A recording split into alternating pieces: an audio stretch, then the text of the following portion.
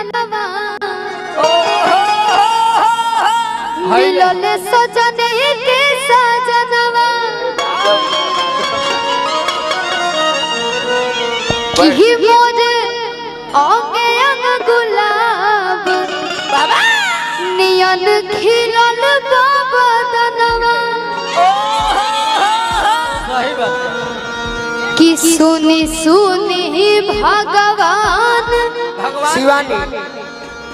क्षमा करी ये गाना हम गा चुकल बनी लेकिन सुनो ये दोबारा गीत गावे में आनंद को भाई मान लो कि भोजपुरी के मोहम्मद रफी पवन सिंह जी पैसा लगा दी हलन फिल्म में हम हीरो हो गई तारा के हीरोइन तो ये गीत कैसे कहबो तू जा हाँ तब गीत सजी प्रोड्यूसर बड़े हीरो बोलू राजा हीरोइन हमार शिवानी सिंह अब तू कैसे कहबो लोग के निमन लगे खातिर तू जानो गलती ना लो बिल्कुल गलती अच्छा चली कलाकार में कोनो तो ना होला कि सुनी सुनी हम दूर बनी एक्टिंग करे फिलिंग्स द ब्लैंक्स क्वेश्चन अरे छे दिया हां जी कि आज हो पहिला मिलनवा मिलले सजने के सजनवा कि मोरे आगे अंग गुलाब नियन खिलल बाबा दनवा कि सुनी सुनी भगवान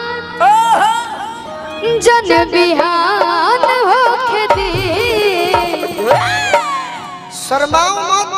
इस लाइन में अगर आ गई हो तो लजाए के का ना जी लजाए के बजी नो शर्मिंदगी नो शर्मिंदगी ले जे लजा गई तो मार्केट ओकर डाउन हो गई सही बात है अब पवन भैया फिल्म में पैसा लगोले बड़े 1 करोड़ हां हीरो के बाद गोलू राजा नाम बताओ ना गोलू राजा हीरोइन शिवानी सिंह अब देखो जे तू का करब हां हां जी गलती गलती हुई तो क्षमा चाहता नहीं लेकिन तारा से जीवन में गलती ना कबो ना कि सुने सुने भगवान जन बिहान होके दी लव इज सीरियस कि आज राजा जी के कोरवे में बाबू हमार आंख वारी ये फिल्म के डायरेक्टर बनावल गइल बड़े मात्र 2000 में छोटे बाबा हां जी उनकर इशारा का बा कि खुल कर नहीं आ रही है सही बात ए गोलू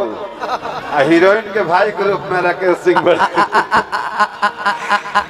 उनका कहना है कि नहीं ऐसा करो हां जी कि फिल्म ब्लॉकबस्टर हो सही बात ऐसा करो कि फिल्म ब्लॉकबस्टर हो हां जी ए गोलू हीरोइन के भाई पे कैसे हीरोइन के भाई सुंदर से देखना चाहिए सुनी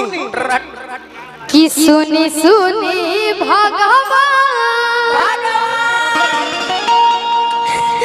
जन बिहान होके दे आंख वारी हेर धरती फाड़ के हम आकाश में उड़ जाए कि आज राजा जी के करवे में जवान होके